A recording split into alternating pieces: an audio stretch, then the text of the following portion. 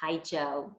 Good morning, Barbara. It's so good to see you. It's so good to see you. How are you? I'm very well. We're all a little trapped, and but I've had actually ended up with a lot of fun work to do at home. So it's given me all of the best reasons to avoid cleaning my house. Oh, well, I think I've done Today's the day. oh, okay. Well, I've done a little bit more cleaning because I look around and I see all the dust. I do So I, too. I guess that's a plus in dealing with our new norm. But I can always make the excuse that I have to work on something by checkoff, and that's Oh, much better than cleaning up dust bunnies. well, when this pandemic started, you were in Connecticut, right? I was in Connecticut, and I was actually supposed to be there through March. But as things escalated, we realized that we had to do something immediate. And we have a lot of international students. And this is at the O'Neill, am I right? What? You I'm were at sorry. the O'Neill Center. I was at the O'Neill. And it was the Advanced Directors, Advanced Playwrights National Theater Institute. And everything was just great. And to be really honest, it was one of the best classes we'd ever had. Oh, But there was talk of suspending flights. So on March 15th, oddly, the Ides of March, we made the decision to send everyone home. And it was just heartbreaking. It was heartbreaking for everyone. And we thought that they would be able to possibly come back, but they couldn't. And so some of the semester was finished virtually. I came back to Minneapolis on the 17th, and I've been in my house ever since. Because when I came back, I had flown through a couple of cities, and I felt that self-quarantine was a good idea.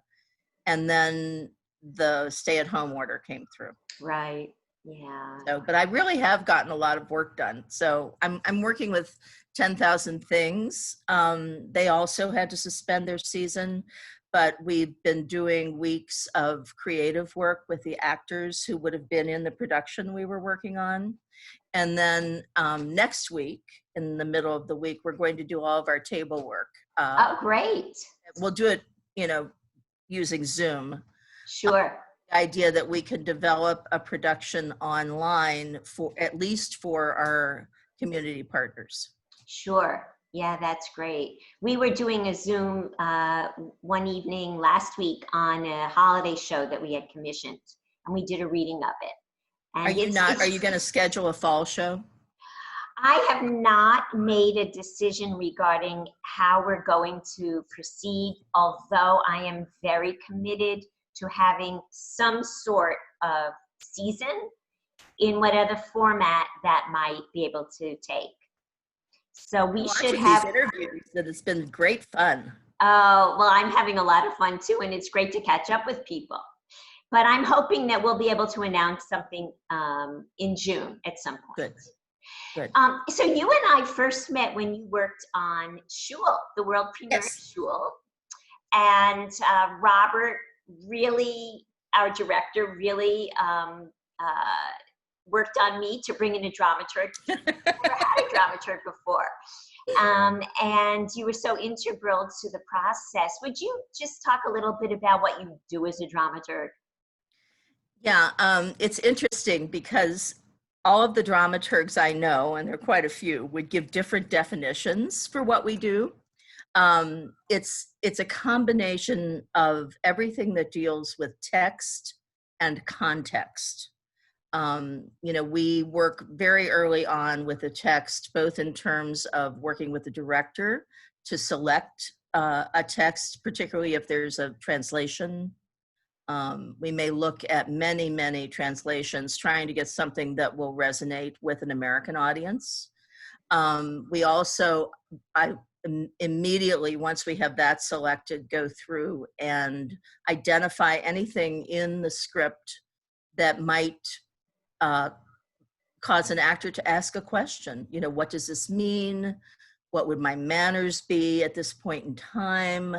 And very often it can be historically based, it can be geographically based, and it's just a matter of setting an environment for the actors to understand where they are and who they are and what they're doing.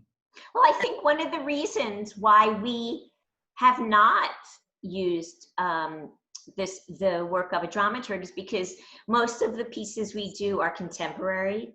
Yes. And when we license it, we are committing to produce it with the exact script, the exact text, no changes in a word or setting or gender of characters. But Shul was a world premiere, and Yes. we had the affirmation from the playwright that, yes, I want to work with you, and you know, as a theater company and your artists, to bring it to life in the best way we can. So, And it was a wonderful experience with Sheldon because he was really open to developing the play, to making it the best it could possibly be. And, you know, it turned out being just a wonderful production. yeah, I was very happy with it too. And we got such great feedback from audiences and the artists that were involved. Oh, yeah. Yeah. It was a wonderful cast. Yeah. So, You know, were, oh, I'm sorry, go ahead.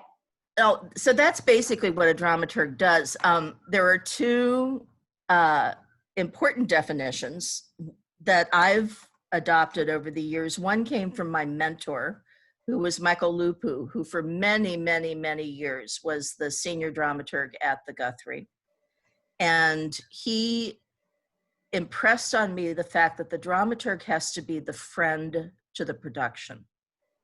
The dramaturg is the person who there's a little bit of cheerleader in there, and there's also a communication piece because, and you know, it's not the same for your theater, but for a large theater institution, very often you have directors and you have designers who've never worked in that space before, and so often the dramaturg becomes the person who communicates back and forth between everybody, and then another very good friend who I've worked with, who's a local director, well, world famous director, named Dominique Saran. Dominique says that my job as a dramaturg is to fix stupid. So when I see something that looks off or doesn't sound right, then it's my job to step in and say, let's look at this. Right. Yeah. Well, you were the dramaturg at the Guthrie for how many years? I was there for 24 years. Wow. For the last 5 years, almost 6, I was the senior dramaturg after Michael retired. And so I was there for a very long time. Yes. Well, your background, though, is quite different from the world of theater. You have a master's degree in theological studies and a master's in library Yes. and information. Tell us about your transition into the world of theater. Well, the Guthrie hired me initially as a librarian. I had come from Cincinnati.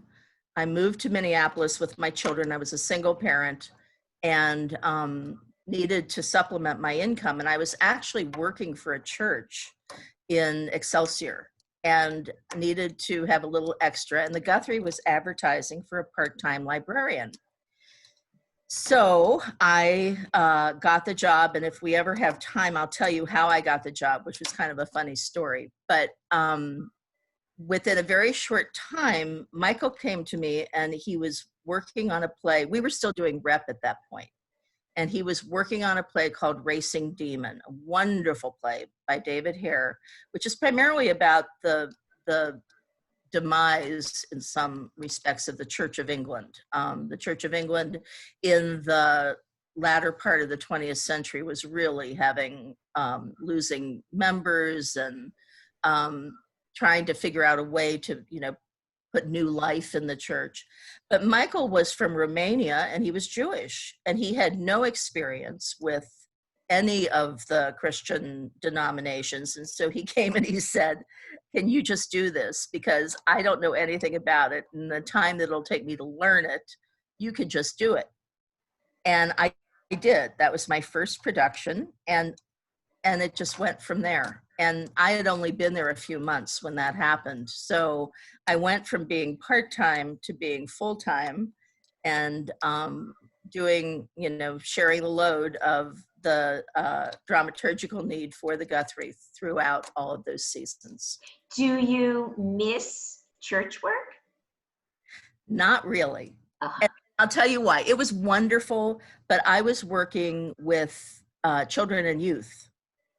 And my last position, which I actually kept until 2016, so I was doing double duty, was as the director of programming for children and youth at Plymouth Church downtown.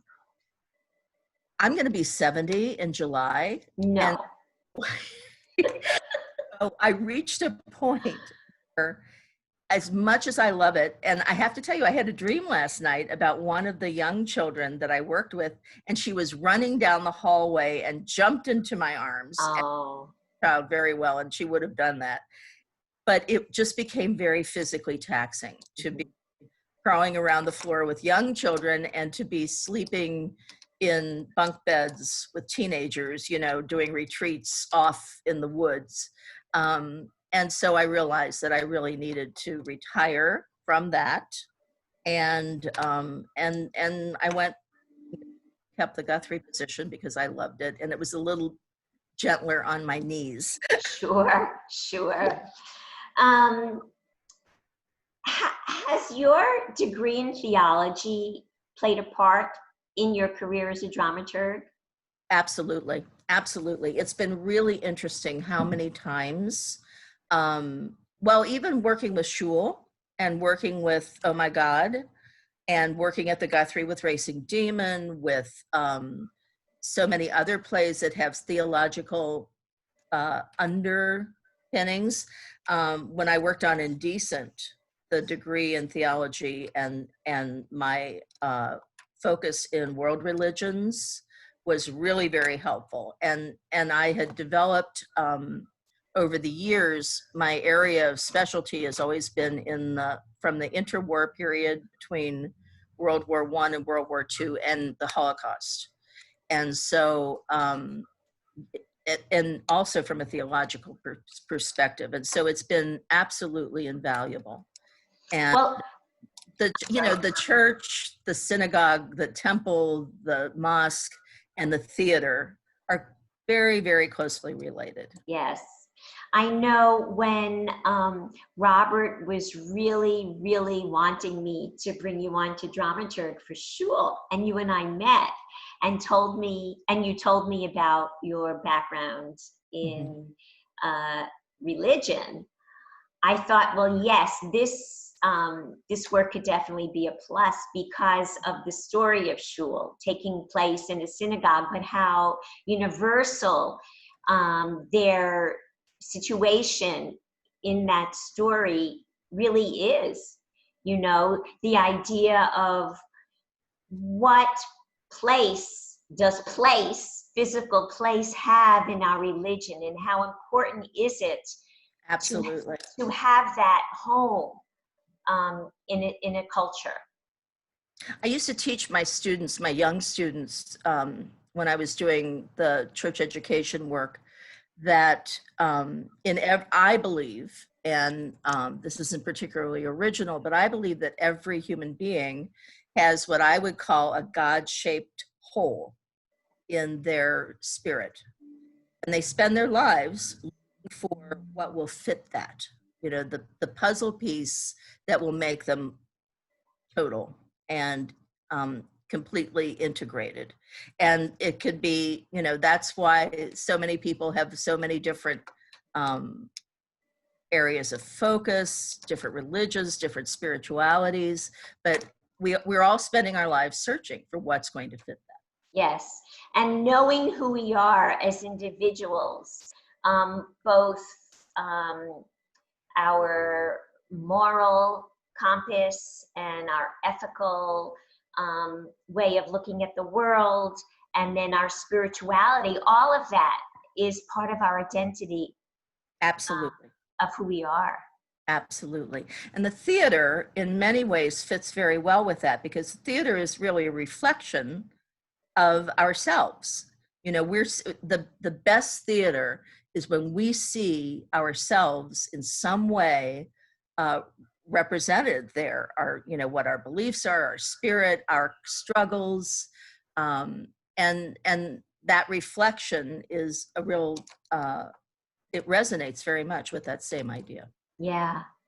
Well, having made such a transition in your professional life, do you have any advice for people that might be considering a change professionally while we're going through this really unusual time? Oh, I know. Actually, my advice would be have no fear.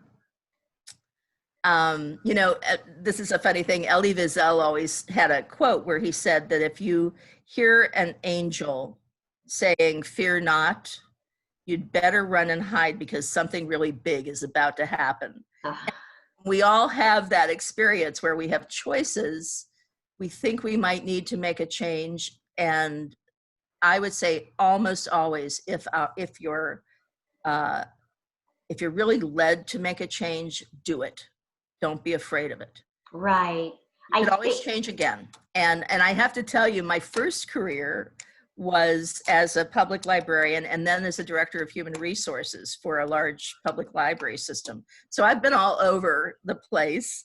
And in each time that I made a career change, I was terrified. I was excited. And now looking back, I'm so glad I did it each time. Yeah.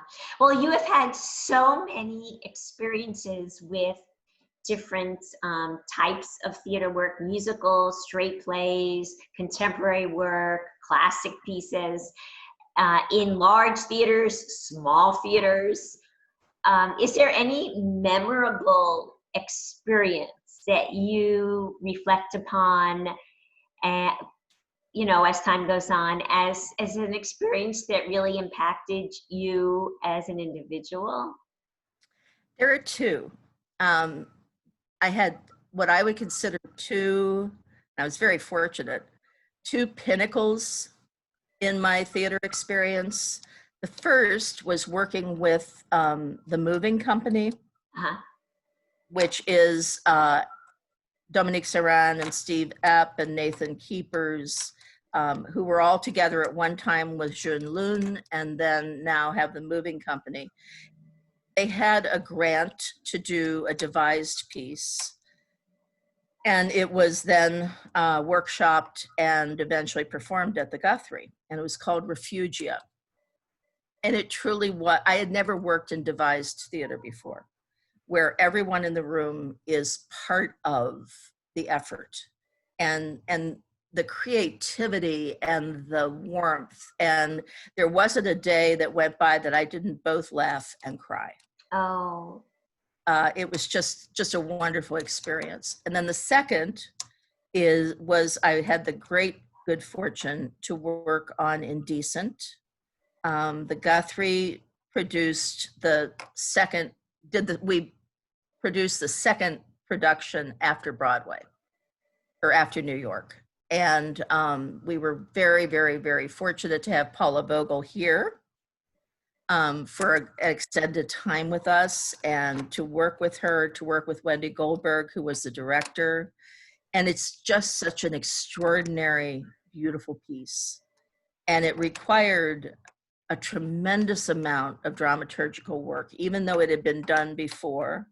Paula was really taking the opportunity to realize the play, and to be able to look at it, to make changes, to make enhancements. And the cast was phenomenal, and it was just the very, very best experience. Oh, that's wonderful. I did see it when it played downtown in New York, before it moved up to Broadway. And then I saw it at the Guthrie, and I really, really liked the Guthrie production. Well, they were very different. Yeah. I mean, the New York productions were very somewhat bare bones. You know, it was a small area. They had a platform. They didn't have a fully realized set. And at the Guthrie, we had, you know, a wonderful set, like a ruined old theater. Mm-hmm. So it allowed us to do a lot of things that they weren't able to do in New York. Yeah, yeah.